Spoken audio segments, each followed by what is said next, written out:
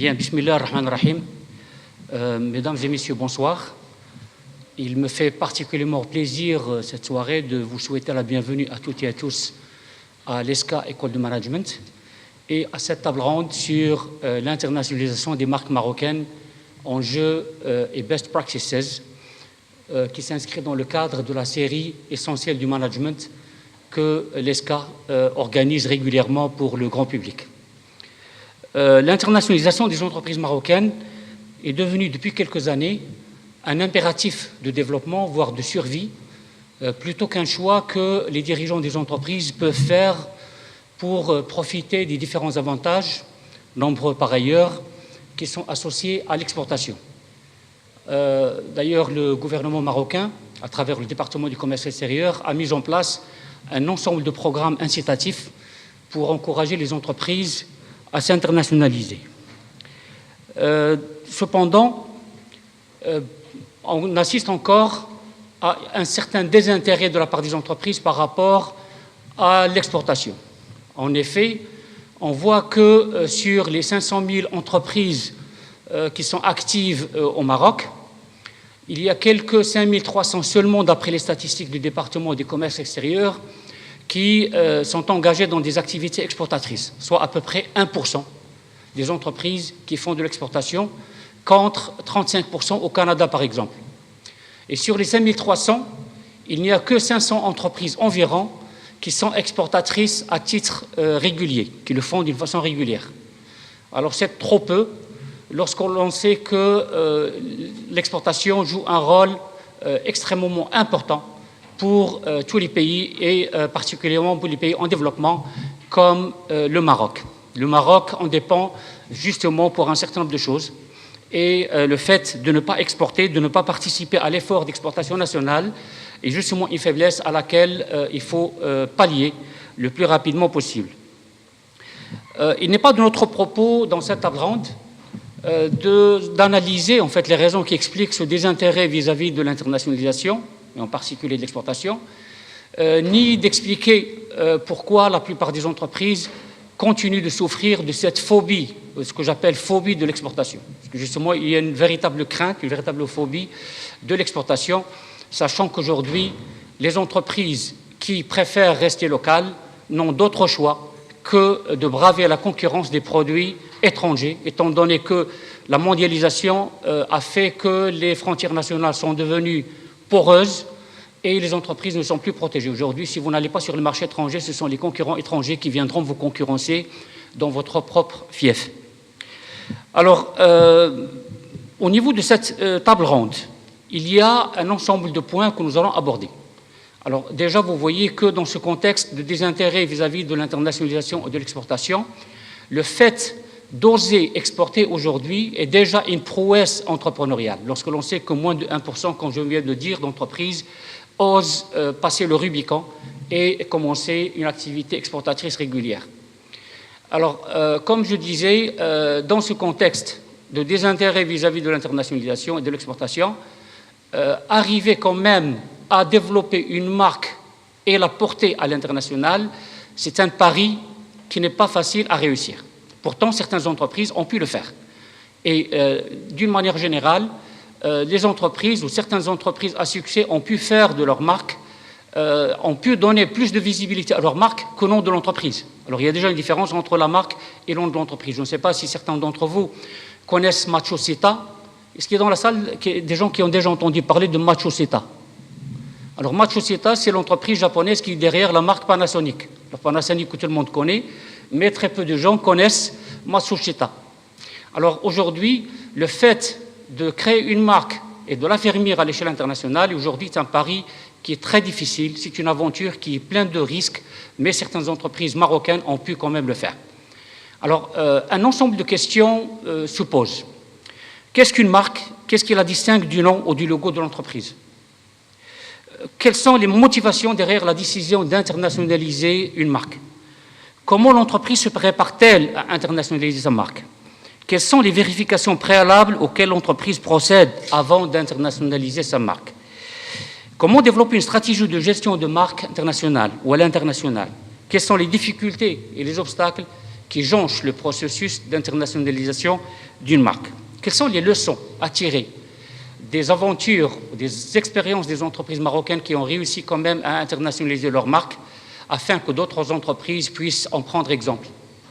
Alors, autant de questions et bien d'autres auxquelles on va essayer de répondre au niveau de cette table ronde. Alors, pour répondre justement à ces questions, nous nous sommes offerts le luxe d'inviter trois experts, trois spécialistes de la question, deux personnes qui ont vécu l'expérience sur un plan maroco-marocain et qui ont réussi quand même à créer des marques et à les internationaliser, et puis un expert international reconnu à l'échelle mondiale dans le domaine de l'accompagnement de l'internationalisation des marques internationales. Alors, en mon nom propre et en celui de l'ESCA, il me fait plaisir d'accueillir dans cette table ronde, hélas 100% masculine. Alors, on avait prévu au départ d'inviter une femme, mais pour des raisons liées à la logistique, au calendrier, et puis à la nécessité de limiter le nombre de personnes intervenant au niveau de cette table ronde, nous avons dû renoncer quand même à cette possibilité d'avoir une femme dans cette table ronde, mais nous avons quand même beaucoup de femmes dont je salue la présence dans l'auditoire et j'espère qu'elles seront actives au niveau du débat. Alors, il me fait plaisir d'accueillir Monsieur Roger Vickery, président du réseau International Brand Growers, Monsieur Jalil Sqalli, directeur général de Palm Industries, et Monsieur Walid Mazouzi, Vice General Manager de Data Business Marketing, DBM, une entreprise qui est derrière une marque. Et aujourd'hui, on voit que la marque est plus connue que l'entreprise. Alors, une marque que beaucoup d'entre vous connaissent, mais qui pensent qu'elle n'est pas marocaine. Alors, il s'agit d'Accent, hein, les smartphones, les ordinateurs, etc., ou Accent, je ne sais pas comment vous prononcez ça, Accent ou Accent. C'est une marque qui est marocaine à 100% et l'entreprise est marocaine à 100%. Alors, comment on va organiser les présentations au niveau de cette table ronde? Je commencerai par donner la parole à M. Roger Vickery, qui est expert, comme je disais, international au niveau de l'accompagnement et de l'internationalisation des entreprises, pour nous présenter pendant une dizaine à une quinzaine de minutes le cadre général de l'internationalisation des marques. M. Vickery, qui accompagne de nombreuses entreprises, j'y reviendrai tout à l'heure là pour donner un peu plus de détails sur l'entreprise et sur la personne. Il va, au niveau de cette présentation, répondre à quelques-unes de ces questions et également à bien d'autres. Et il reviendra à la fin des présentations, à la fin de la table ronde, pour faire une deuxième présentation qui va nous permettre en fait de conclure sur les best practices et les recommandations pour une entreprise désireuse de s'internationaliser ou d'internationaliser sa marque à l'international. Par la suite, je donnerai la parole pour une dizaine de minutes à une quinzaine de minutes également à M. Jalil Sqalli, directeur général de Palm Industries, pour nous présenter brièvement l'expérience de son entreprise. Alors, Palm Industries également, c'est une entreprise qui est moins connue que la marque, qui est Dolidol. Okay. Alors, juste pour que vous puissiez voir un petit peu la différence déjà entre les entreprises et les marques. Alors, les marques, du fait de leur présence justement sur le marché, sont plus connues que les entreprises qui sont derrière. Il va nous présenter l'expérience de Dolidol au niveau ou par rapport à l'internationalisation de la marque Dolidol. Alors, Palm Industries gère plusieurs marques. Il n'y a pas que Dolidol, il y a Kiné Dorsal, il y a d'autres marques également, Layali, c'est ça. Mais Dolidol, c'est une marque qui a connu quand même un franc succès à l'international au niveau de la Côte d'Ivoire et il y a un plan de développement sur d'autres marchés africains en particulier. Par la suite, je donnerai la parole à M. Walid Mazouzi qui prendra la parole pour nous présenter l'expérience de Data Business Marketing par rapport à l'internationalisation de Accent. Et nous retrouverons M. Roger Vickery, comme je le disais tout à l'heure, qui, au niveau d'une deuxième partie, ou je dois dire d'une première partie, parce qu'il a préféré commencer par la deuxième partie, qui va revenir au niveau d'une première partie qui va servir de deuxième partie, afin de nous parler des best practices, des recommandations, des leçons à tirer de l'expérience de plusieurs entreprises, aussi bien marocaines qu'étrangères, au niveau de l'internationalisation des marques. Après ces présentations, vous aurez l'occasion de poser vos questions et puis de faire également certains commentaires à condition qu'ils soient brefs, parce que parfois on a trouvé au niveau de ce genre de conférence des commentaires qui sont plus longs que certaines présentations. Alors si vous devez faire un commentaire, essayez d'en faire un commentaire très bref. Si c'est une question, donc qu'elle soit claire et précise. Et puis, si vous devez poser plusieurs questions, limitez-vous à 3, de manière à laisser quand même la chance à d'autres de poser d'autres questions, etc. Donc, et puis, je vous invite gentiment à mettre vos téléphones sur mode silencieux, de manière à ce que vous puissiez quand même profiter pleinement de cette table ronde.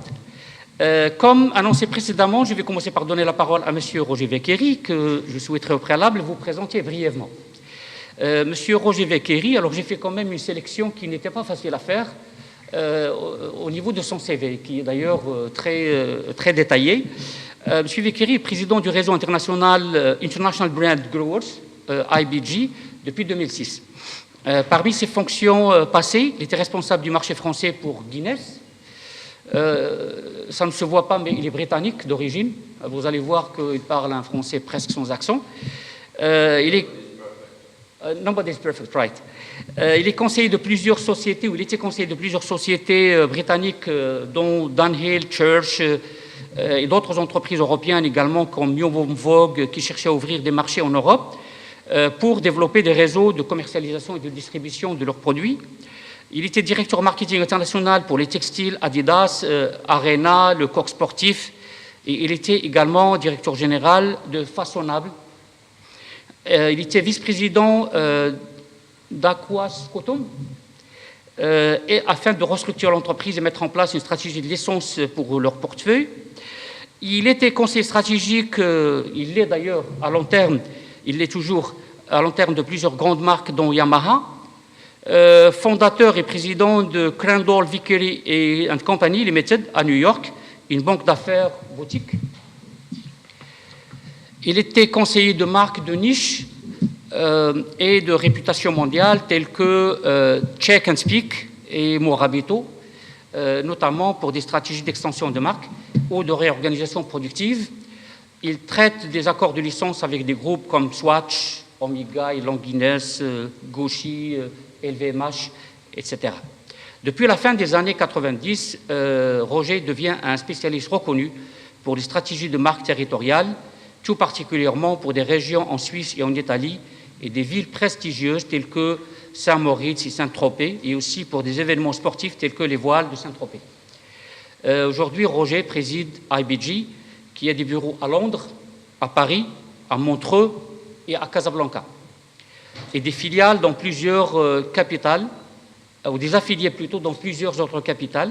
Il dirige et coach les équipes d'IBG. Il est polyglotte, il parle 4 langues, avec une bonne maîtrise d'une 5e, et il a de bonnes notions dans bien d'autres. Donc, je crois que le nombre s'élève à 8 langues dans lesquelles il peut communiquer à l'aise.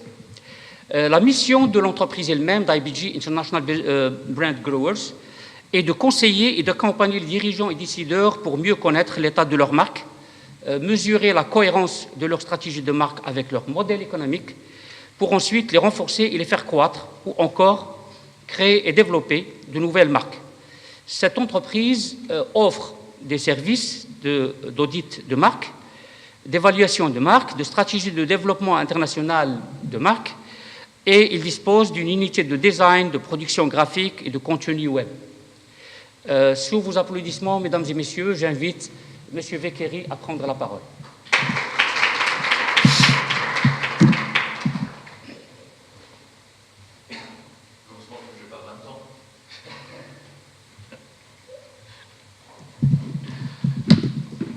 Bonjour. Je pense que les micros fonctionnent bien.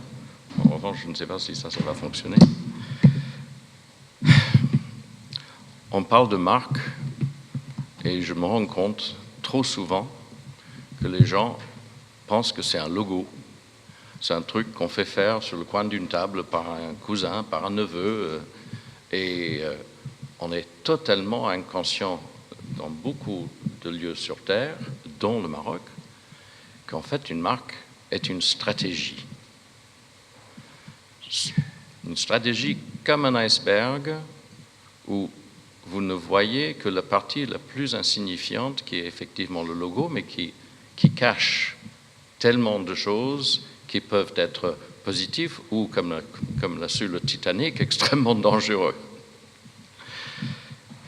Si on n'est pas stratège, on est opportuniste.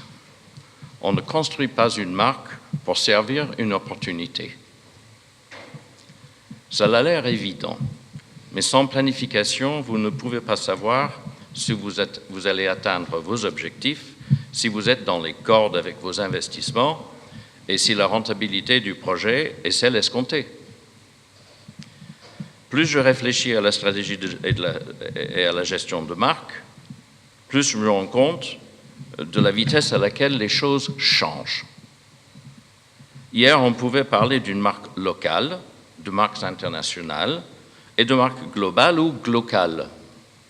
Aujourd'hui, dès que vous publiez votre page Facebook ou votre site web, vous êtes de facto une marque internationale et exposé à toutes les contraintes et les risques que cela implique.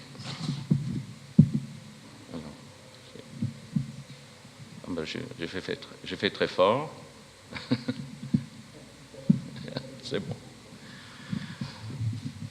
Les données du problème.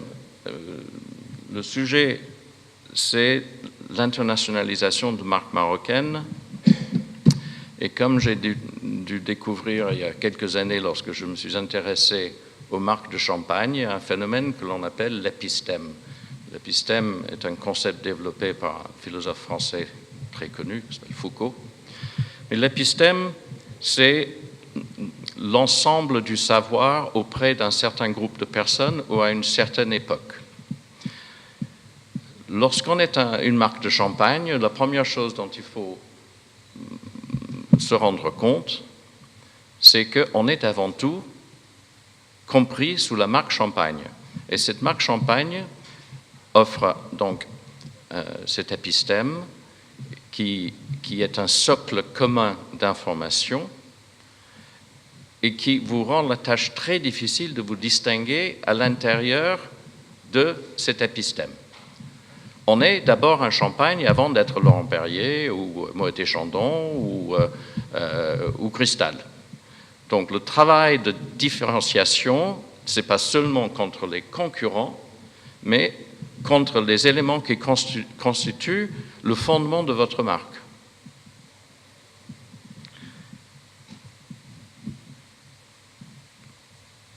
La marque, pour nous, c'est ce qui donne vie, forme et substance à votre vision et à votre réputation. Pour devenir forte, une marque a besoin de temps et d'énergie et d'un vrai engagement à long terme. Il faut la planter, l'arroser et la nourrir. Comme un arbre, une marque n'a de valeur que si elle vit suffisamment longtemps pour produire des fruits. Tout ce qui concerne la marque est stratégique. C'est surtout ce que l'on ne voit pas qui fait une marque. Votre marque permet d'exprimer et de partager en un mot votre vision, vos valeurs, votre raison d'être ou purpose et votre positionnement et d'identifier vos produits, vos services et votre entreprise. Pour être efficace, il doit être facile à reconnaître et à mémoriser. C'est votre marque qui vous permet de vous distinguer de tous vos concurrents et de générer une préférence de marque en votre faveur qui produira ensuite ce qu'on appelle la prime de marque qui peut générer une autre forme de valeur ajoutée à votre entreprise. Nous parlions tout à l'heure d'Apple qui a annoncé la semaine dernière être arrivé à $1 trillion de capitalisation boursière. C'est une première. Quelle partie de cette capitalisation boursière est représentée par la marque ?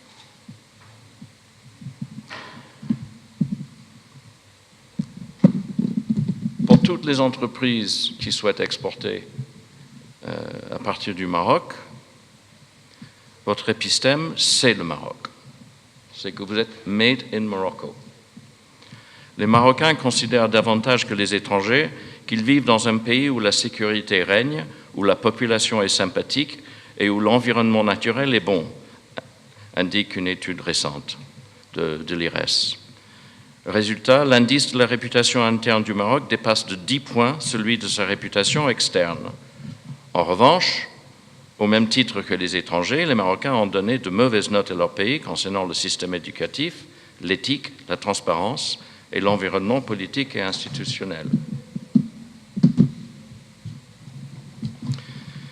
Les Marocains considèrent davantage que les étrangers qui vivent dans un pays en sécurité, excusez-moi, je fais une répétition, l'indice de la réputation interne du Maroc dépasse les 10 points celui de sa réputation externe. En revanche, au même titre que les étrangers, les Marocains ont donné de mauvaises notes à leur pays. Voilà. Le Maroc est en train de déterminer sa vision par rapport au continent africain et sa position dans le monde. Cette marque Maroc n'est que la somme de toutes les activités reconnaissables en tant que marocaines. Elle se trouvait au rang 63 mondial et à la 5e place dans les Nation Brands de Brand Africa en 2013. Brand Africa n'a pas refait depuis 2013, malheureusement, un ranking, ce qui est regrettable. La marque Maroc n'est que synthèse de ses parties constitutives. Plus il existera de marques marocaines fortes, plus la marque Maroc sera forte. Il est temps pour le Maroc et pour les acteurs marocains de s'engager sur la voie de la stratégie d'entreprise par la marque. C'est dans ce sens que nous venons d'établir notre filiale IBG Africa à Casablanca.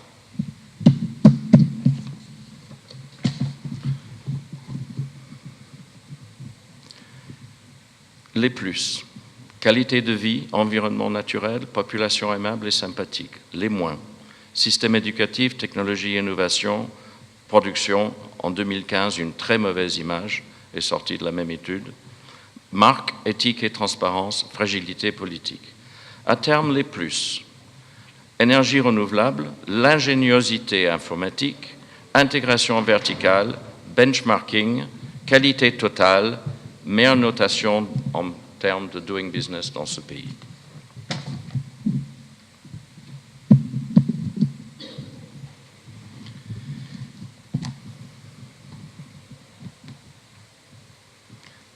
Il est difficile de vendre une technologie africaine en Europe et au Moyen-Orient. C'est clair qu'on les intrigue, disait Yassir Oumam, PDG de Cassiopée. Ils se demandent comment c'est possible, mais ce n'est pas suffisant pour les convaincre. Le Maroc en Afrique est valorisé, on a une bonne réputation de gens travailleurs, honnêtes, mais pour eux, on n'est pas africain. Au Moyen-Orient, dans des pays du Golfe, on n'est pas des Arabes, et en Europe, on n'est pas européen.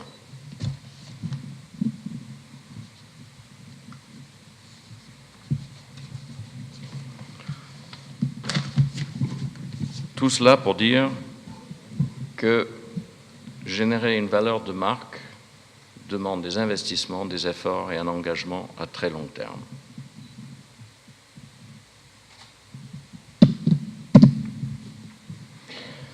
Mettre en place votre stratégie de marque.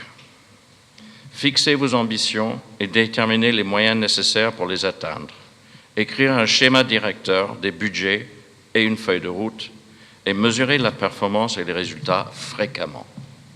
Je reviendrai sur cet aspect des choses plus tard. C'est très difficile aujourd'hui de faire un plan à 5 ans. Les choses changent simplement trop vite. Et si vous faites un plan de 3 ou 5 ans, révisez-le tous les ans.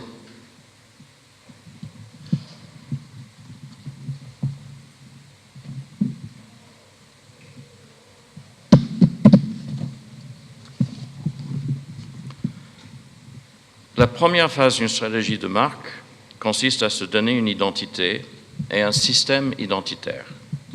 Ensuite, de développer sa notoriété pour ensuite donner du sens à la marque et créer des attentes et commencer à la différencier. Produire et placer les produits à des prix acceptables pour que finalement le consommateur puisse l'expérimenter et l'acheter. Le continuum sera la fidélisation du client à travers le développement de la confiance, la crédibilité par rapport à l'expertise ou à la qualité perçue associée à la marque, afin d'assurer que le client revienne et rachète les produits de la marque en s'identifiant à elle. Je me souviens d'avoir participé à un cours d'un d'un très grand commercial il y a des années de cela, qui expliquait qu'on peut aussi vendre un frigidaire à un Esquimau. Ce qu'il a oublié de mentionner, c'est que lorsque le vendeur est retourné chez les Inuits, on avait déjà mis en tôle le gars qui avait acheté le frigo parce qu'il avait galvaudé les revenus de sa tribu, et que le coût du deuxième voyage pour se retrouver en l'air en termes de vente ne valait pas la peine. Ce n'est pas donc une stratégie d'opportunisme avec laquelle on peut pénétrer des marchés à l'exportation, ni installer une marque pour la durée.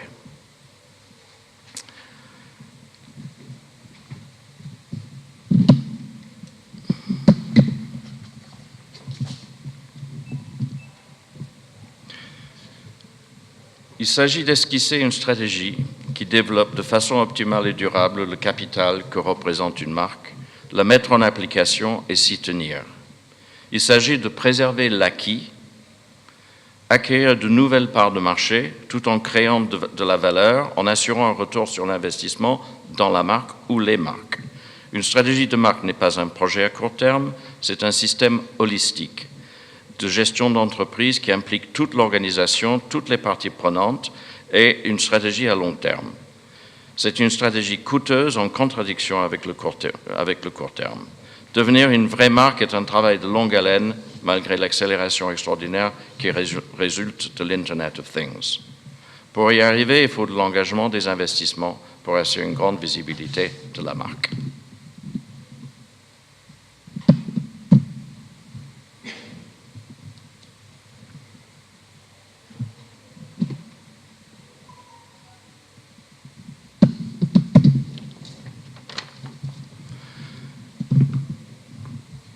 La réalité, c'est que toutes les marques n'ont pas de rôle efficace auprès du client. Seules les marques fortes ont le pouvoir d'orienter des décisions.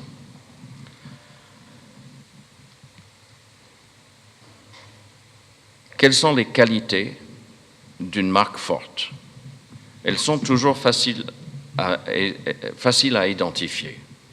Elles viennent rapidement à l'esprit et semblent pertinentes au moment de faire des choix lors d'un achat.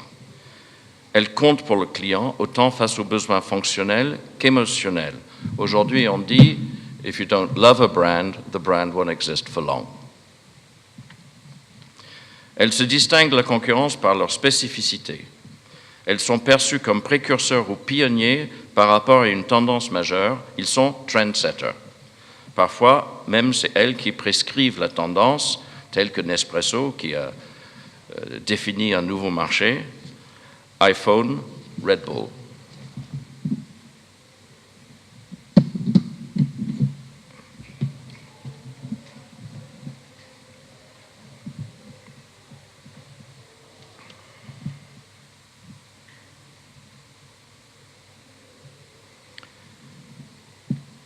Pour réussir, une marque doit reposer sur un concept fort, profond et original. Disposer d'une très grande notoriété, ce n'est pas la peine d'investir dans un développement d'image de marque si personne ne vous connaît. Donc, phase 1, l'impact, développer la notoriété. C'est une erreur fréquente dans les investissements en communication des gens. Des messages doivent être clairs, simples, pertinents et intenses. C'est difficile de se faire remarquer aujourd'hui. Il y a beaucoup de bruit sur l'Internet. Beaucoup. Le bruit est visuel, le bruit est verbal et même si vous avez l'énergie et les moyens de développer des vidéos sur YouTube, ben vous n'êtes plus tout seul. En revanche, le point stratégique le plus important, sans doute, en matière de marque, c'est la crédibilité. Cette crédibilité est ce qui va générer la confiance. Et en fin de compte, les seules marques qui deviennent fortes sont les marques dans lesquelles on a confiance. Si vous arrivez à développer la confiance dans votre marque, il y a une résonance neurologique qui se pratique, qui fait qu'on finit par s'identifier à votre marque. On devient fan, on devient stakeholder, partie prenante du fait de la consommation même de votre marque régulière. Pensons à nouveau à Apple. Les adeptes d'Apple ont beaucoup de mal à prendre autre chose qu'Apple. C'est presque un crime d'envisager d'utiliser autre chose. Il est certain qu'Apple va au-devant d'un certain nombre de problèmes dans les quelques années à venir, car de notre point de vue, le travail en communication qui a été tellement polarisé sur Steve Jobs en l'absence de Steve Jobs n'a pas été remplacé par une innovation adéquate pour maintenir le prestige de la marque.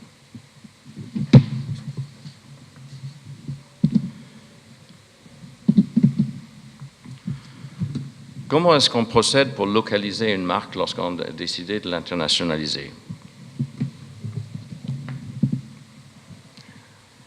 Il faut passer la marque et son univers graphique et verbal par les grilles de sélection.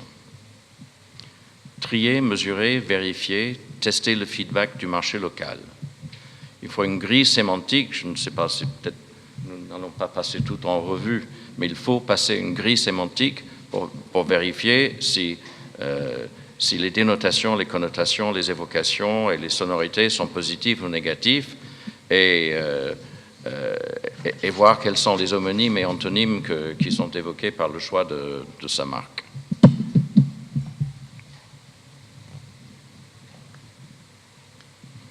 Ah, c'est dans le désordre.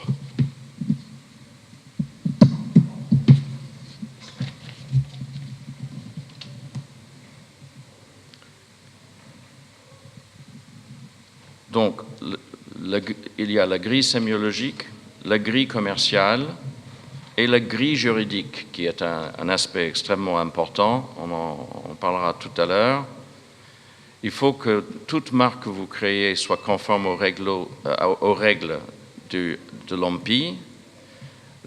Une marque ne doit pas être descriptive ou impliquer une origine contrôlée. Il y a d'autres aspects, mais les juristes vous conseilleront la matière.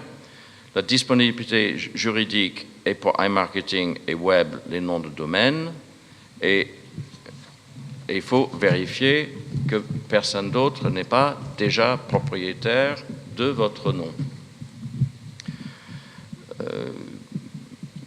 Grosso modo, partez du principe que tout mot ordinaire est déjà déposé. Si vous ne créez pas par les différentes méthodes qui sont à disposition pour concevoir des noms par des artifices, vous allez être confronté quelque part sur Terre à la présence du nom que vous avez souhaité déjà déposé, et ça peut faire, si vous tenez à votre nom, les choux gras de celui qui en est le dépositaire propriétaire. C'était une grande spécialité au Japon qui a été héritée par les Chinois ces derniers temps. Dès lors que vous signez un accord de distribution avec une société japonaise, ils se précipitaient pour déposer votre marque, tout en vous disant que c'était pour vous qu'ils le faisaient, mais le jour où vous vouliez changer de distributeur, ils vous rappelaient que c'était eux les propriétaires de votre marque. Aujourd'hui, vous avez des petites sociétés de jeunes gens brillants et agressifs à Shanghai qui passent leur vie à déposer chaque marque qui est déposée quelque part d'autre dans le monde. Armani a eu ce problème, Ralph Lauren a eu le problème, Apple a eu le problème. C'est très surprenant. On vous a dit que je m'occupe aussi de marques territoriales. Nous sommes conseil de la ville de Saint-Tropez depuis 12 ans. Lorsque nous avons fait l'audit de marque pour Saint-Tropez, on a constaté 2500 dépôts de marques Saint-Tropez ou contenant Saint-Tropez dans le monde.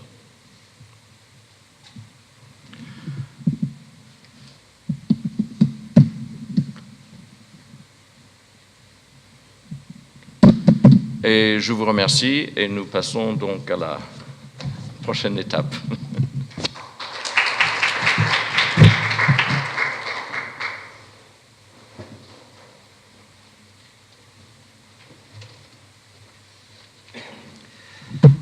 Merci, Monsieur Vekeri, de cette présentation fort instructive. Alors, quelques éléments que j'ai retenus de votre présentation pour aider à établir peut-être une synthèse rapide des différents éléments et des différents axes que vous avez couverts au niveau de votre présentation. D'abord, une marque différente du logo et du nom de l'entreprise. Il s'agit d'une stratégie à long terme de l'entreprise qui lui permet de se distinguer de ses concurrents. Et aujourd'hui, une marque est internationale dès la création de l'entreprise, dès que l'entreprise met en place crée une page web ou une page sur Facebook, elle devient internationale parce qu'elle ne sait pas qui va consulter cette page. Est-ce qu'il est à Rabat ou est-ce qu'il est à Auckland, en Nouvelle-Zélande. L'épistème Maroc, l'épistème de la marque qui est le Maroc, c'est un concept qui est très fort parce que la marque a une relation extrêmement importante déjà avec l'épistème. Il faut qu'elle puisse s'inscrire dans l'épistème. Qui confère un ensemble d'attributs justement à la marque que vous allez créer. J'ai beaucoup aimé votre métaphore de la marque comme un arbre qui ne donne des fruits que si elle vit suffisamment longtemps. Donc c'est très fort. Donc dès le départ, il faut quand même que la marque puisse avoir une certaine longévité afin qu'elle puisse donner ce que vous avez appelé une prime de la marque, et qui permet justement de se distinguer de la concurrence. Alors, une question que vous avez soulevée concernant la difficulté de vendre une technologie made in Africa ou made in Morocco, en Europe, au Moyen-Orient, mais j'ajouterai également en Amérique, parce que le Maroc n'a pas cette tradition de vendre des produits à forte charge technologique. Donc, c'est une question que j'invite dorénavant M. Mazouzi à répondre au niveau de sa présentation, parce qu'il n'est pas facile quand même lorsqu'on trouve un ordinateur fabriqué au Maroc ou un smartphone fabriqué au Maroc. Le Maroc n'a pas cette tradition, malheureusement, de vendre des produits à forte charge technologique. Donc, comment est-ce que vous faites pour surmonter ce genre de difficultés, justement? Générer une valeur de marque de montant, investissement et énergie, un autre point fort également de votre intervention. Et afin de développer une stratégie ou de définir une stratégie de marque, il faut créer une identité, développer la notoriété, en plus d'un certain nombre d'autres conseils que vous avez donnés.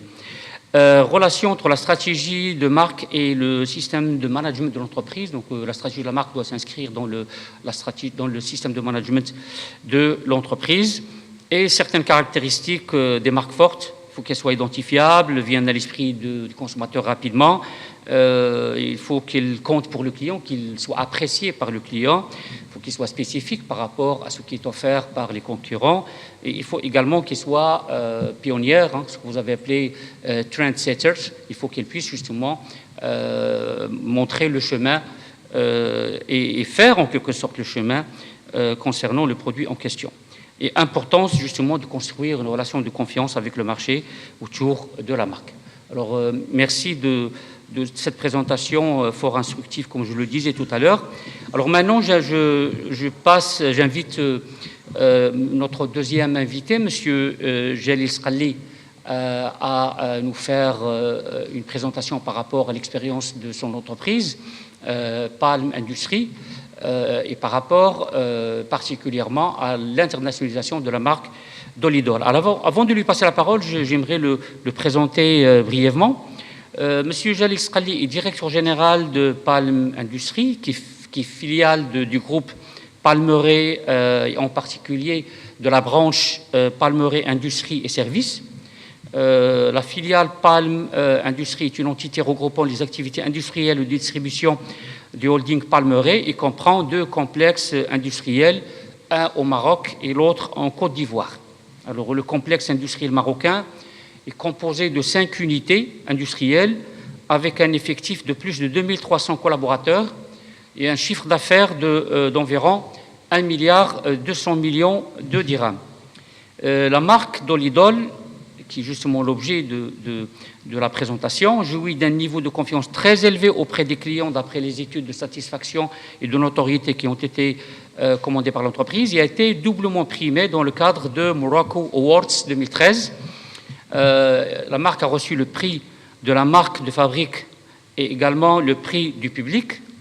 En 2017, la marque également a reçu le prix du projet logistique de l'année dans le cadre de Moroccan Logistics Awards.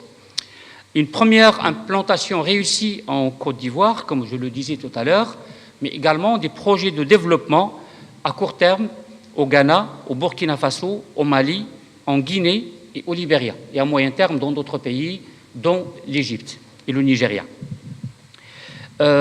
Concernant M. Srali lui-même, il est ingénieur centralien de Lyon et titulaire d'un diplôme d'études approfondies en électronique et informatique. Il dispose d'une expérience très riche de plus d'une vingtaine d'années dans des domaines aussi variés que la stratégie, le conseil, l'organisation, la finance et des projets de transformation. Alors, il était consultant en particulier chez CLI Paris, chez Deloitte Paris. Il était directeur organisation et qualité à la Caisse de développement et de gestion au Maroc. Et il était également directeur général adjoint de l'Office national des pêches à Casablanca. Donc là, de l'électronique à la pêche, à l'immobilier. Et actuellement, comme je le disais, il est directeur général de Palm Industrie. Alors, sous vos applaudissements, mesdames et messieurs, j'invite M. Jalil Srali à nous parler de l'expérience d'internationalisation de la marque Dolidol. Merci, M. Srali.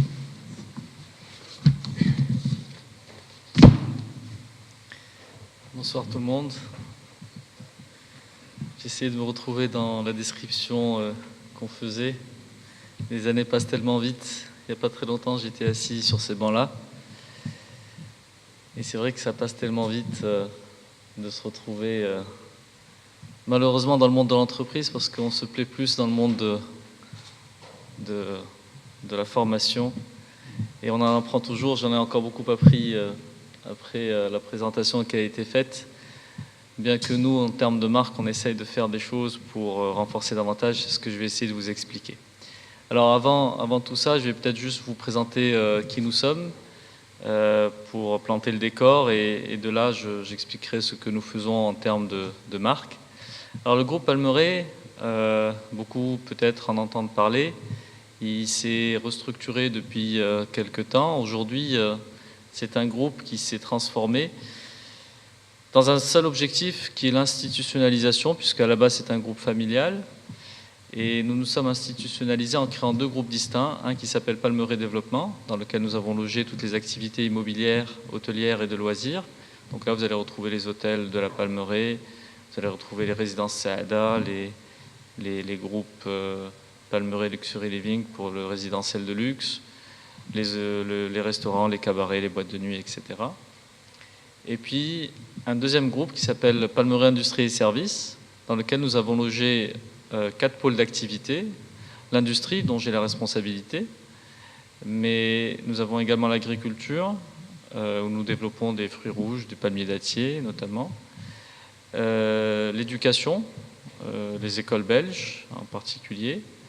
Et puis un pôle mine dans lequel nous avons des carrières et des mines en production actuellement au Maroc et bientôt en Afrique. Alors je vais m'attarder sur l'activité industrielle. Alors l'activité industrielle, c'est plusieurs activités. Nous avons aujourd'hui 5 usines au Maroc, plus une usine en Côte d'Ivoire. Alors les 5 usines au Maroc, il y en a qui... Alors je vais vous les citer rapidement. Nous avons une usine de production de mousse polyuréthane, une usine de production de ce qu'on appelle le non tissé, donc c'est tout ce qui est base de fibres, où on fait notamment des produits pour l'automobile, une usine de matelas et de literie, on fait également des salons, une usine de menuiserie industrielle, On fait des cuisines, des placards, etc. Et puis une usine de 100% automobile, où on fait des produits pour l'automobile, notamment tout ce qui est revêtement intérieur des véhicules. Alors je vais m'attarder particulièrement sur le sujet de la marque de Lidl. De Lidl, c'est une marque, et ça me fait toujours plaisir de le dire. Notre président fondateur, quand il a démarré son groupe dans les années 70, au début des années 70, il a commencé par de Lidl, qui était à la base d'une entité qui faisait que de la mousse polyuréthane. Et ça fait plus de 45 ans pratiquement, maintenant un peu plus que ça existe. Et aujourd'hui, on s'aperçoit encore que la marque de Lidl est très forte. Alors elle est très forte pour plusieurs raisons, parce qu'on y a travaillé, certes, c'est important, mais elle est très forte aussi parce que pour nous, c'est notre cheval de bataille. Et je vais vous l'expliquer très simplement. Aujourd'hui, nous passons tous, en tant qu'êtres humains, le tiers de notre vie à dormir. 8 heures par jour, ça fait à peu près le tiers, en moyenne. Donc, et on dort sur des matelas, pour ceux qui en ont les moyens. Et un matelas, c'est quoi? C'est une boîte noire. Donc si vous ne faites pas confiance à la marque, vous passez le tiers de votre vie sur quelque chose dont vous ne savez pas ce qu'il y a à l'intérieur. Donc je peux vous raconter ce que je veux. Si vous ne me croyez pas, enfin si vous me croyez, vous allez dormir tranquillement. Si vous ne me croyez pas, vous allez dormir avec des cauchemars. Et ça nous est déjà arrivé d'ouvrir des matelas et de trouver de tout et de n'importe quoi, des déchets, des cartons, du plastique, des produits nocifs pour la santé. Donc la notion de marque est particulièrement importante dans notre métier. Quand on vend à quelqu'un une boîte noire qu'il utilise le tiers de sa vie pour dormir dessus, croyez-moi que le sujet le plus important pour nous, c'est la force de la marque et la confiance que nous faisons dans la marque. Donc, quand on est dans le métier du matelas, nous accordons une importance particulière à ce niveau-là. Et nous y travaillons. Alors nous y travaillons parce que quand vous voulez être leader du marché, alors j'ai oublié de le dire, c'est vrai, mais je pense que ça va de soi quand on reçoit des prix tels que ceux que nous avons reçus. Nous sommes les leaders du marché au Maroc et en Côte d'Ivoire également, je vais y revenir. C'est parce que on a des règles strictes, des cahiers des charges que nous nous imposons et que nous n'avons pas le droit de ne pas respecter dans notre processus global, que ce soit en termes de production industrielle, que de commercialisation, que de relations clients. Et ça, c'est un travail au quotidien. Nous formons bien sûr nos collaborateurs, nous avons 2300 personnes sur le site industriel qui travaillent pour ça, et il y a des formations en continu. Et la première chose sur laquelle j'aimerais insister, c'est ça. C'est que si vous voulez avoir une marque forte, avant de commencer à s'adresser aux consommateurs, il faut d'abord s'adresser aux personnes qui la conçoivent. Et nous avons commencé par ça. Et nous continuons à ce niveau-là. C'est-à-dire quand vous avez des collaborateurs qui idolent leur marque, vous avez déjà fait une bonne partie du travail. Pourquoi? Parce que des gens qui travaillent avec l'amour de la marque, ils feront du bon travail. Et ça, c'est très important. Pour s'assurer derrière, parce que vous ne pouvez pas contrôler, on n'est pas une entreprise où on va mettre un policier derrière un policier. On est une entreprise industrielle où notre objectif, c'est de produire et de vendre des produits de qualité. Donc, la première des choses, c'est de renforcer l'amour de la marque auprès des gens qui travaillent pour cette marque. Ça, c'est la première étape. La deuxième étape, c'est d'écouter le consommateur. D'écouter le consommateur pour savoir qu'est-ce qu'il attend d'une marque, qu'est-ce qu'on attend d'un matelas. Et qu'est-ce qu'on attend d'une marque, puisque un matelas, encore une fois, ce n'est qu'une marque. Et de pouvoir répondre à ça, mais de répondre à ça de manière sincère. Quand je dis sincère, parce que quand on parle de marque, encore une fois, il faut surtout voir le long terme. Et quand je parle long terme, on parle sur des échelles de 20, 30, 40 ans. C'est ça le long terme quand on parle en termes de marque. Bien sûr, on parle en termes de marque durable, on ne parle pas en termes de marque éphémère. Et donc, il est très important qu'à la tête d'une entreprise qui gère des marques fortes, ou des marques qui se veulent d'être fortes, c'est de voir le long terme. Et de toujours prendre des décisions qui vont faire que ça va avoir un impact sur le long terme. Et c'est pour ça que parfois ça a des connotations quand vous avez des actionnaires en face qui attendent de la rentabilité d'une entreprise industrielle, etc. Il va falloir se battre parce que ce n'est pas toujours très simple. Mais quand on vise le long terme, croyez-moi, par expérience, c'est toujours rentable. Parce que le plus gros du travail a été fait de cette manière-là. Donc il faut toujours viser le long terme et prendre des décisions qui vont faire que le consommateur, il pourra acheter votre marque sans se poser de questions. Et dormir sur des oreilles, au sens propre comme au sens figuré en l'occurrence. Donc il est très important de ne jamais, j'ai même pas envie de dire casser la confiance qui existe entre vous et le consommateur, mais ne serait-ce que l'écorcher. Il faut absolument garder cette confiance qui est très importante. Alors, nous avons fait ça au Maroc, ça fonctionne. Bien entendu, il ne suffit pas de faire ça et de dire on a fait le travail, ça va continuer tout seul. C'est un travail en permanence. Si au Maroc, on est leader aujourd'hui, on peut ne plus l'être demain. Donc nous continuons à faire ce travail-là au quotidien de manière à garder notre position de leadership sur le territoire marocain. On ne veut pas s'arrêter là. On a fait une réflexion stratégique il y a quelque temps et on s'est dit, on est leader au Maroc, nous avons tous les moyens de devenir un leader panafricain. Aujourd'hui, je ne vais pas vous expliquer quel est le rôle que joue le Maroc en Afrique, mais je pense que s'il y a une période dans laquelle les entreprises marocaines doivent s'exporter en Afrique, c'est bien en ce moment. Et donc, nous avons démarré cette réflexion il y a à peu près 6 ans pour dire comment est-ce que Dolidol pourrait devenir un jour une marque leader panafricaine, pas seulement une marque leader marocaine. Donc nous sommes allés faire des études de marché et nous avons fait le choix de nous implanter en Côte d'Ivoire comme premier pays avec notre marque Dolidol. Alors en Côte d'Ivoire, on a fait le choix de démarrer en greenfield, from scratch. Nous avons choisi un terrain, nous avons construit une usine et nous avons implanté une usine qui s'appelle Dolidol, enfin, dont le nom n'est pas Dolidol comme au Maroc en l'occurrence, le nom, la raison sociale c'est Uniconfort, mais la marque est Dolidol. Alors c'était un pari, parce que Dolidol n'était pas connu en Côte d'Ivoire, ça n'a rien à voir, ils ne connaissent pas. On a fait le pari de venir avec notre marque Dolidol et de proposer des produits qui ne sont pas du copier-coller de ce que nous faisons au Maroc, mais qui sont des produits adaptés au marché ivoirien. Et donc, c'est une nouvelle expérience que nous avons démarrée. Et ça fait moins de 2 ans que l'usine est en exploitation. Et je peux vous affirmer aujourd'hui que nous sommes les leaders du marché ivoirien, au bout de si peu de temps. Alors, comment est-ce qu'on a réussi ça ? Bien que la concurrence locale est une concurrence qui est assez forte, plusieurs entreprises de matelas existent, et bien tout simplement en faisant le même exercice que nous faisons au Maroc. C'est-à-dire que nous sommes venus avec un produit de qualité, irréprochable, dans lequel on ne triche pas, dans lequel nous avons fait une communication qui dit ce qu'il y a à l'intérieur du matelas. Et comme en Côte d'Ivoire, c'est un marché qui est très différent du marché marocain, en Côte d'Ivoire, ce n'est pas une boîte noire qu'on vend. Au Maroc, c'est une boîte noire. Vous ne pouvez pas ouvrir votre matelas pour voir ce qu'il y a à l'intérieur. En Côte d'Ivoire, figurez-vous que si le consommateur ivoirien n'ouvre pas le matelas pour voir ce qu'il y a à l'intérieur, il ne l'achète pas. Et ça a été quelque chose de nouveau pour nous. Donc on a conçu des matelas qui s'ouvrent. On a mis des fermetures éclairs en bout de matelas pour permettre au consommateur ivoirien d'ouvrir le matelas et de regarder ce qu'il y a à l'intérieur.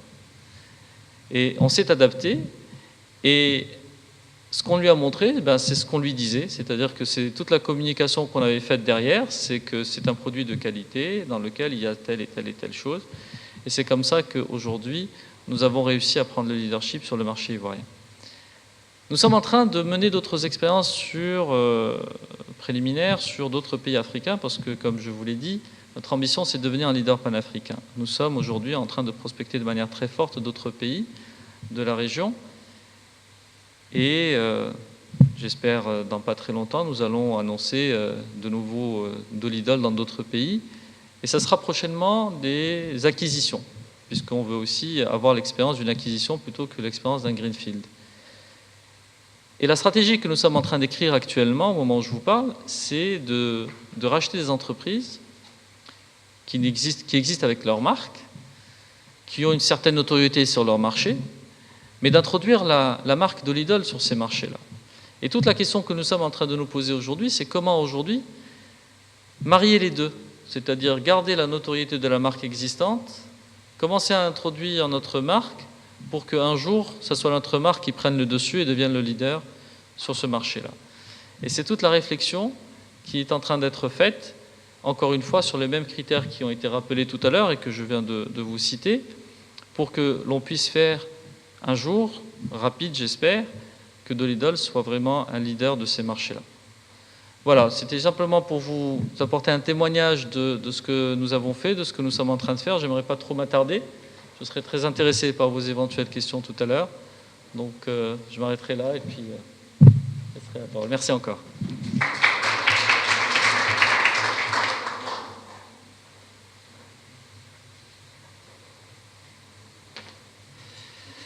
Merci beaucoup, Monsieur Srali, très intéressant. Alors, j'ai beaucoup appris de cette présentation, et en particulier concernant les autres branches et les autres unités du groupe. Il y a des choses que je ne savais pas, comme je vous le disais tout à l'heure, que je ne savais pas que Fada Al-Saada, par exemple, faisait partie du groupe, ni que les écoles belges également en faisaient partie. Alors, très belle présentation qui nous a permis quand même d'apprendre un certain nombre de choses sur l'expérience d'internationalisation d'entreprise. Alors, on voit que c'est loin d'être improvisé, comme on peut le voir de l'extérieur. J'ai retenu particulièrement qu'il y a un certain nombre de choses sur lesquelles vous insistiez beaucoup dans le processus d'internationalisation de la marque. Alors, d'abord, vous considérez la marque comme votre cheval de bataille sur les différents marchés que vous servez. La notion de marque particulièrement forte dans ce métier, dans le métier que vous faites. Et surtout, il y a quelque chose qui a retenu mon attention, c'est essentiellement le fait de prendre soin des gens qui travaillent la marque, qui fabriquent la marque. S'ils ne sont pas satisfaits, certainement, ils ne vont pas pouvoir quand même soutenir la marque et en faire une marque digne de la confiance du consommateur, confiance justement dont vous faites le deuxième pilier important justement de la force de votre marque. Autre chose que j'ai beaucoup apprécié également, c'est la durabilité de la marque et l'importance de considérer l'impact à long terme de la marque. Alors c'est également un ingrédient important de succès de l'internationalisation de la marque. Alors votre vision de devenir une marque leader panafricaine, à l'échelle panafricaine, qui commence déjà par la Côte d'Ivoire, dans laquelle vous êtes déjà présent il y a moins de 2 ans, et pourtant vous êtes devenu déjà leader du marché ivoirien, et l'internationalisation par acquisition pour les autres implantations dans les autres pays que j'ai cités tout à l'heure, tout en gérant un dilemme. C'est essentiellement, en fait, pas un dilemme, mais également une sorte de combinaison sur comment assurer la notoriété, ou continuer justement sur la notoriété des marques existantes que vous allez acquérir, tout en développant la marque Dolidol sur ces différents marchés. Alors, je vous souhaite plein de succès dans cette entreprise, et je vous invite d'ores et déjà à réfléchir à une question, peut-être pour commencer le débat tout à l'heure. Sachant qu'il existe d'autres marques également du groupe qui sont en train de s'internationaliser, comme Fada Al-Saada dans l'immobilier. Qu'est-ce que vous faites pour justement gérer en quelque sorte ce portefeuille de marques au niveau du groupe, puisqu'il y a une coordination avec les autres branches et unités du groupe? Est-ce que, par exemple, vous tirez profit de votre présence en tant que promoteur immobilier dans certains marchés pour promouvoir également les autres activités du groupe? Alors, je vous invite à réfléchir pendant quelques minutes à cette question. Nous y reviendrons au début du débat pour en parler. Last but not least, je passe à la 3e présentation de notre table ronde qui sera assurée par M. Walid Mazouzi, vice-directeur général de Data Business Marketing, d'IBM. Alors, d'abord, comme vous le voyez, c'est le plus jeune de notre brochette d'experts aujourd'hui. Alors, je salue la présence justement de la jeunesse au niveau de la table ronde. Autre chose qui incite justement, ou qui motive, ou qui justifie notre fierté ce soir, c'est que M. Mazouzi est un diplômé de ESCA, Alors ça mérite des applaudissements spéciaux. Alors il y a 2 ans qu'il a quitté les bancs de l'école là, pour se lancer dans la grande aventure avec son père, qui est le fondateur justement de DBM Maroc. Alors M. Mazouzi est titulaire d'une licence en droit de l'Université Paris-Est-Créteil et d'un master entrepreneuriat et développement international de l'ESCA. Alors malgré son jeune âge, il a déjà une expérience probante et assez diversifiée dans différentes fonctions liées à l'exportation, avec beaucoup de missions de prospection en Afrique, en Europe, mais également en Chine et au Moyen-Orient. La première fois que je l'ai rencontré, c'était à Lagos, au Nigeria. Alors, on participait tous les deux à une mission commerciale. Il supervise également au niveau de l'entreprise les fonctions achat et la gestion des relations avec les partenaires chinois de DBM. Donc, bref, c'est le monsieur à tout faire au niveau de DBM. Okay. Il est plus que le bras droit de son père, monsieur Abdelkarim Mazouzi, qui est le fondateur justement de DBM. Il supervise également les départements techniques et contrôle de la qualité, la logistique et la finance, ainsi que les relations B2B sur le plan national. C'est bien ça. Alors, DBM est une success story marocaine à 100%, avec à sa tête un entrepreneur marocain, M. Abdelkarim Mazouzi, qui a créé DBM France au début. Donc, l'entreprise était au début créée en France. Il était spécialisé dans la réparation de matériel et outillage informatique. Puis, M. Mazouzi a pris la décision de rentrer au Maroc pour lancer la marque Accent. En 2000, c'est ça que la marque a été lancée. 98 au début, donc, et moins d'1 an par la suite, il a construit le premier ordinateur 100% marocain et il installe la première usine de fabrication d'ordinateurs au Maroc. Alors, je connaissais c'est Mazouzi et je connaissais la marque Accent, mais je ne pensais pas que la marque Accent était une marque marocaine, donc j'étais très fier d'apprendre que le Maroc exporte de la technologie. Alors nous avons eu d'autres cas iconoclastes que nous avons présentés à l'école ici, dont le cas de HPS, High Payment Systems, qui exporte la technologie monétique dans différents pays, y compris aux États-Unis, au Japon. Certaines des banques les plus prestigieuses sont équipées justement de la technologie marocaine à 100%, c'est la technologie PowerCard. Et aujourd'hui, nous avons un autre cas iconoclaste, qui est celui de Accent, justement, qui nous présente la preuve qu'une entreprise marocaine peut exporter de la technologie. Seulement, ça pose une certaine difficulté, dont M. Vekeri parlait tout à l'heure. Comme nous n'avons pas la tradition de vendre des produits technologiques, alors comment est-ce que vous faites pour surmonter cette difficulté sur les différents marchés sur lesquels justement vous êtes présent? Alors je sais que vous êtes actuellement présent particulièrement en Afrique, mais également dans certains pays de l'Europe de l'Est, mais à travers des représentants, des agents. Alors demain, vous vendrez en Europe, vous vendrez en Amérique du Nord, par exemple, au Moyen-Orient. Est-ce qu'il y a une stratégie justement de développement de la marque dans ces pays, tout en prenant en considération cette difficulté qui est justement le fait que la marque, votre marque, s'inscrit à l'extérieur de l'épisystème dont M. Vekeri parlait tout à l'heure, donc pour faire le lien un petit peu entre les deux présentations.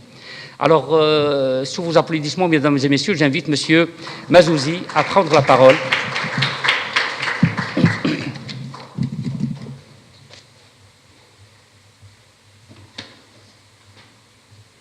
Bonsoir à tous. Donc vous me dites, moi je tenais à remercier Monsieur Alali pour son invitation. Et effectivement, on s'est rencontrés pendant une délégation au Nigeria à Lagos.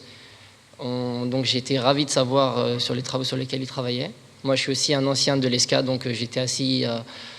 Je suis peut-être le plus jeune dans la salle à ce que je pourrais marquer, mais j'étais assis il y a un peu moins de 2 ans ici, et donc.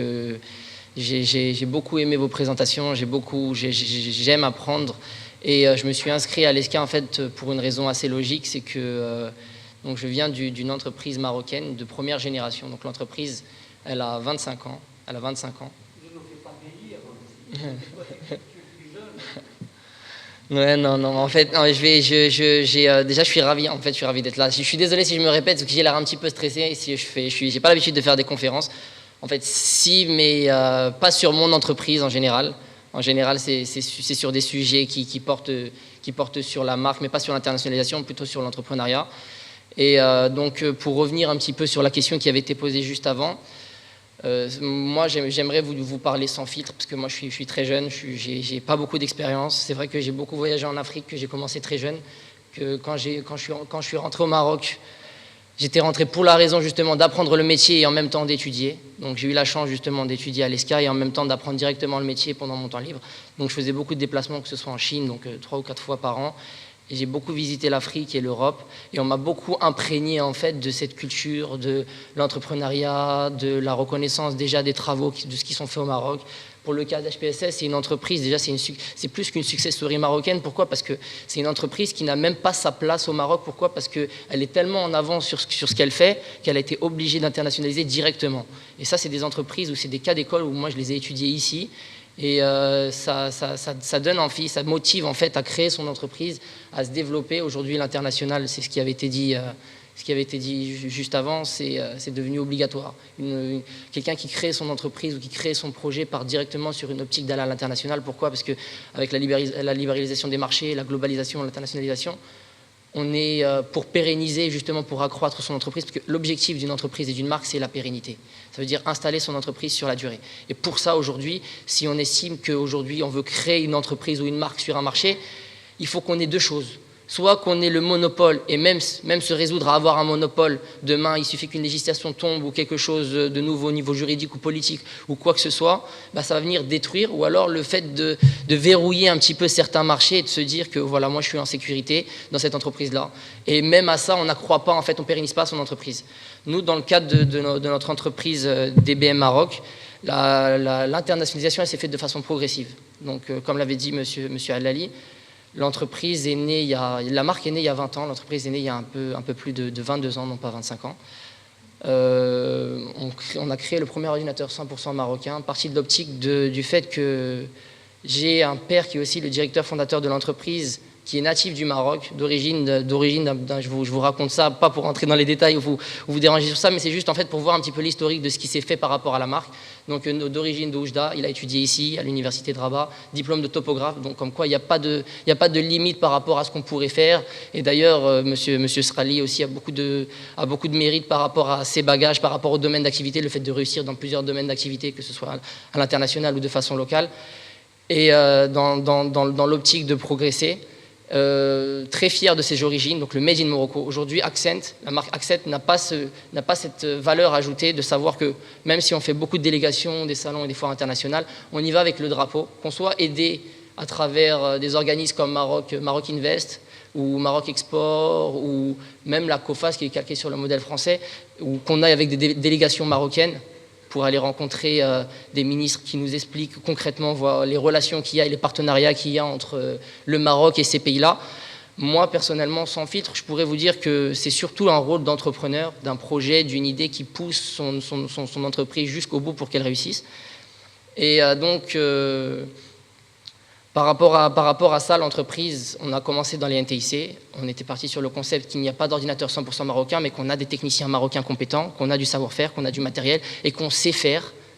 Donc on a voulu travailler cette idée-là. Donc on est parti de 2 à 3 personnes. C'est vraiment pour vous remettre un petit peu dans la bulle, c'est 2-3 personnes dans un garage. On est très loin du modèle de Steve Jobs ou de ce qui se passe en Silicon Valley, mais 2-3 personnes dans un hangar paumé un petit peu vers Bourgogne. Désolé les mots et les filtres, je sais que je préfère dire les choses comme je les ressens pour que vous aussi vous les compreniez comme moi aussi je les ai vécues. Donc parti de là, en fait, monter un projet et à partir de là, continuer à travailler quotidiennement. Parce que c'est ça l'internationalisation au final, d'avoir une marque, d'avoir une entreprise, c'est ça la valeur. En fait, c'est ça qu'on essaie de faire ressortir aux gens quand on fait de la prospection, c'est qui on est, l'origine, la légitimité de l'entreprise, pour après aller lutter dans un domaine qui n'est pas forcément le vôtre ou dans lequel vous serez peut-être nouveau ou amené à combattre.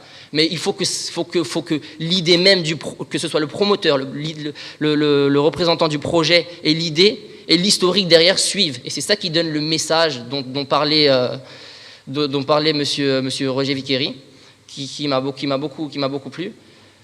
Et voilà, on est passé de l'ordinateur et avec le développement de la technologie, on est resté sur le concept de l'ordinateur 100% marocain fabriqué au Maroc avec des fabricants marocains et des pièces marocaines. Puis avec le développement de la technologie, avec la conjoncture, on est passé vers des nouveaux relais à travers la technologie, que ce soit les tablettes. Donc ça fait plus de 10 ans qu'on fabrique des tablettes. Et pour le domaine des smartphones, de la téléphonie, je reviens un petit peu sur ce qui avait été dit. Nous ne sommes pas fabricants de smartphones.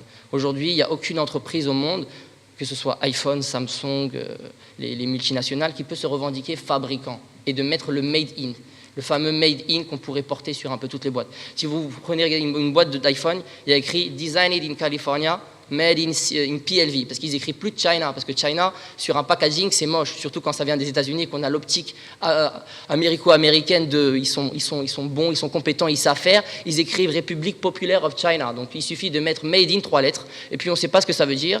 Mais c'est quand même l'iPhone. Donc en fait, derrière, c'est du softwareisation, c'est beaucoup de développement, c'est beaucoup de choses qui sont faites. C'est une multinationale, c'est l'une des plus grandes entreprises du monde que je respecte, qui a instauré un concept qui était nouveau, ils étaient précurseurs. Donc c'est eux qui ont été proactifs dans un nouveau domaine, et derrière, tout le reste a été réactif. Nous, aujourd'hui, on ne peut pas se permettre de dire qu'on est proactif. Pourquoi ? Parce qu'à notre niveau, à notre échelle, avec nos financements, nos ressources et tout ce qui va, on est réactif. Mais on est réactif d'une façon où aujourd'hui, si on veut résister sur un marché qui soit la technologie ou autre, parce que Accent a beaucoup, DBM a beaucoup de domaines d'activité sur lesquels on travaille, dont notamment la solution éducative pour mettre le numérique au service de l'éducation. Donc c'est quelque chose sur lequel on a investi aussi, on croit beaucoup, et sur lesquels on a vraiment aussi focusé là-dessus. Donc pour l'idée du Made in Morocco, une marque marocaine qui souhaite s'internationaliser, nous on s'est internationalisé il y a 10 ans. Il y a 10 ans. Et on a d'abord commencé par les marchés européens. Pourquoi ? Parce qu'à défaut d'aller en Afrique et dans nos pays voisins, ou que ce soit sur le modèle moyen-orientiste et l'Europe, pourquoi ? Parce que quand on faisait des salons, des délégations et des foires, c'était souvent en Europe que ça se faisait. Et les clients qui sortaient de là aujourd'hui, moi je fais des salons et des foires internationales, et les gens que je vois généralement, c'est des gens qui sont en Afrique, qui montent leurs projets et qui sont là et qui travaillent. Mais il y a peut-être 10 ans, il n'y avait pas beaucoup d'Africains dans ce genre de salon-là qui avaient des projets avec lesquels on pouvait faire du business tout de suite. Moi je ne parle pas d'économie, je ne suis pas un économiste pour parler des situations géopolitiques de chaque pays, mais c'était surtout avec l'Europe qu'on faisait du business. Et il y a eu un décroissement avec la fameuse crise, la conjoncture économique et tout ce qui s'est fait en Europe. Aujourd'hui, l'Europe arrive à un niveau de saturation, et c'est aussi la même chose que ce soit pour le modèle nord-américain ou pour le modèle asiatique. On pourrait dire que l'Asie explose, la Chine explose, mais aujourd'hui, ils arrivent à un stade de saturation. Regardez le Japon et la Corée, ils sont au niveau technologique, ils sont très élevés, mais allez essayer de faire du business chez eux. Nous, on est parti sur l'Europe, donc au début, on est parti pour... justement parce que notre marché national n'était pas assez grand. Donc c'était la première raison pour laquelle on s'est internationalisé. Déjà d'une, c'était parce que le marché n'était pas assez grand et parce qu'on savait qu'il y avait un potentiel de la marque à développer. On a une expertise aujourd'hui de plus de 22 ans dans notre domaine d'activité, et c'est cette expertise qu'on met en avant et qu'on revendique avec nous à travers aussi notre origine et nos travaux et notre service après-vente et notre politique. Parce qu'on aura beau dire ce qu'on veut, c'est très difficile pour une marque marocaine d'aller faire du business en Europe aujourd'hui, même au Moyen-Orient, pour les raisons que vous avez citées, et je ne reviendrai pas là-dessus parce que je suis complètement d'accord avec vous. Par contre, en Afrique, il y a cette africanité. Par contre, je ne suis pas d'accord avec vous quand vous dites que le Maroc, en fait, ils sont mal vus auprès des Européens et auprès du Moyen-Orient, mais ils sont très bien vus dans les relations en Afrique. Très bien vu. Pourquoi ? Parce qu'il y a cette notion d'africanité, il y a cette culture qui nous rapproche, il y a ces mœurs, il y a tout plein de choses qui, ne serait-ce que dans le business, il y a même l'histoire. Si on regarde l'histoire de l'Afrique, ne serait-ce que dans l'historique de ce qu'a vécu le continent, aujourd'hui, on veut mettre en avant le savoir-faire, et aujourd'hui, on a des très grandes personnes qui vont à l'international, qui font leurs études là-bas ou qui font leurs études dans leur pays, qui réussissent et qui ramènent des vrais projets tangibles au pays. Et c'est ces personnes-là qu'on ne pousse pas assez pour moi. C'est ces personnes-là qui sont parties, sont revenues, ont créé des projets, et aujourd'hui ont mis en place certaines choses très intéressantes. Je sais que je parle beaucoup, je préfère aller en besogne, donc je vous ai fait une présentation assez théorique, parce que j'ai eu un enseignement assez théorique dans cette école qui nous a appris beaucoup de choses, et je suis resté un petit peu sur cette théorie. Donc la présentation de l'entreprise, je vous l'ai faite. Donc c'est une entreprise nationale, 100% marocaine, de type PME familiale, qui a commencé avec 5 personnes. Aujourd'hui, on est 160, donc on est un peu plus de 80 au Maroc. On a une équipe de 30 personnes, donc on a notre filiale au Sénégal. On a une quarantaine de personnes, et une trentaine, quarantaine de personnes. Et en Côte d'Ivoire. Le Sénégal, ça fait 5 ans maintenant qu'on est au Sénégal, et ça fait 3 ans cette année qu'on est en Côte d'Ivoire.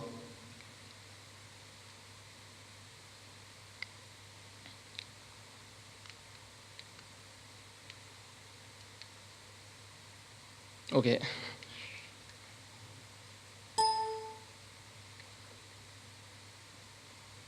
Ok, c'est bon. Donc voilà pour l'historique de DVM. Donc on a lancé la solution éducative en 2015. La marque est née en 1996. On a créé le premier ordinateur 100% marocain en 2001. Donc pour rappeler, quand on dit ordinateur 100% marocain, il faut savoir que tous les ordinateurs sont faits avec des cartes mères Intel, Microsoft, et c'est ces partenaires qui nous ont fait confiance et c'est eux qui nous ont donné la force. On est premium et gold avec Microsoft et Intel. On travaille avec eux depuis des années, on a reçu beaucoup de titres par rapport à ça et on a été reconnus. En fait, Accent, si aujourd'hui vous connaissez peut-être la marque, vous l'avez entendu, mais que vous ne connaissez pas son origine, c'est peut-être parce que le message en soi avait été mal fait et on a beaucoup travaillé dessus. Pour revenir justement sur notre marocanité. Mais ce qu'il faut savoir, c'est comme j'ai dit, on ne peut pas mettre le Made in Morocco ou revendiquer la marocanité d'une marque quand derrière on véhicule un message en disant bon écoutez, cette marque est marocaine, elle est déposée au registre des commerces marocains, c'est une entreprise marocaine faite de Marocains avec des ingénieurs et des techniciens marocains. Mais cette marque-là, elle a une phase qui est sous-traitée dans un pays qui est en Chine. Parce que le consommateur final, qu'est-ce qu'il entend ? Oui, c'est une marque marocaine. Accent, ok, ils font des téléphones. Ouais, mais les téléphones, c'est fait en Chine. Ok, mais en Chine, il y a qui fait ces produits en Chine ? iPhone, Samsung, pour des raisons de coût, pour des raisons d'économie d'échelle et pour toutes ces raisons-là. Donc nous, on revendique notre marocanité, mais on ne peut pas mettre en avant le Made in Morocco, chose qu'on aimerait faire incessamment sous peu. À savoir créer nous-mêmes notre usine. Et pour ça, c'est beaucoup de choses qui doivent être mises en place. Et c'est plus haut que nous et c'est sur lesquelles on travaille aujourd'hui. Notre stratégie d'alliance, donc on est reconnu et certifié par Google, Intel, Microsoft. On a reçu le trophée d'ailleurs qui avait été décerné par Monsieur Lorfi en 2016 de la meilleure marque marocaine de demain pour ses travaux et pour le fait qu'on avait travaillé avec le ministère de l'enseignement supérieur au Sénégal avec un projet qui avait été financé par la Banque mondiale et on avait équipé plus de 150 000 étudiants en ordinateur. En ordinateur pour l'éducation. C'est des programmes sur lesquels on a travaillé. On a travaillé aussi au Maroc avec, pour ceux qui connaissent, Injaz, Infitah. Injaz, on a fait les 7 éditions, bientôt la 8e édition. On a travaillé sur Infitah. C'était le fait de mettre en place, on a mis en place 300 000 ordinateurs pour les toutes petites entreprises. Pour les entrepreneurs qui décidaient de lancer leur projet, ça avait été un petit peu financé par le gouvernement pour qu'ils puissent avoir justement ne serait-ce que la base. Et là, je vous reparle, c'était en 2009 et c'était les gros ordinateurs fixes. Et cette année, on vient d'être récompensé pour nos relations et nos partenariats sud-sud au Morocco, au Hub Africa. Donc voici notre domaine d'activité et de prédilection, donc la téléphonie mobile. Aujourd'hui, donc, la téléphonie mobile, pour les ordinateurs, on fabrique encore nos ordinateurs, on a notre ligne de montage, de montage et de fabrication au Maroc. Et par contre, ça représente maintenant que 20 à 25% du chiffre d'affaires de l'entreprise. Et avec le développement de la technologie, on est vraiment parti sur peut-être 60-70% de notre activité dans les smartphones, tablettes et les laptops. On travaille aussi, comme je vous l'ai dit, sur nos solutions éducatives et sur les programmes qu'on a fait. On travaille aussi avec le gouvernement sur les fondations Zagora pour les zones prioritaires, que ce soit dans les montagnes, pour donner en fait une seconde chance à ceux qui n'ont pas l'éducation, donc qui n'ont pas eu accès à l'éducation ou qui sont trop loin justement pour avoir l'éducation, parce que l'éducation c'est quelque chose de gratuit, c'est quelque chose qui s'installe dans une politique où vraiment, avant de s'internationaliser, que ce soit notre marque, nos projets, nos idées au Sénégal, qu'on aille vendre ceci au Sénégal, il faut quand même d'abord revenir un petit peu sur où est-ce qu'on est et qu'est-ce qu'on doit faire en tant que Marocain. Donc j'ai essayé de mettre un petit peu les idées sur l'aspect de l'internationalisation et le marketing global, comment il est fait. Donc beaucoup de foires et des exhibitions, par exemple l'IFA à Berlin, le JTEC de Dubaï, le World Mobile Congress à Barcelone, et quelques exemples de ce qui se fait dans le domaine de la téléphonie et dans notre domaine d'activité sur le marketing à l'international. Après, il y a des marketing spécifiques. Donc, comment Accent aujourd'hui a réussi à s'intéresser dans ces pays-là, c'est à travers toutes les délégations qu'on a faites. Et c'est surtout, en fait, c'est s'adapter. C'était aussi très bien dit par monsieur.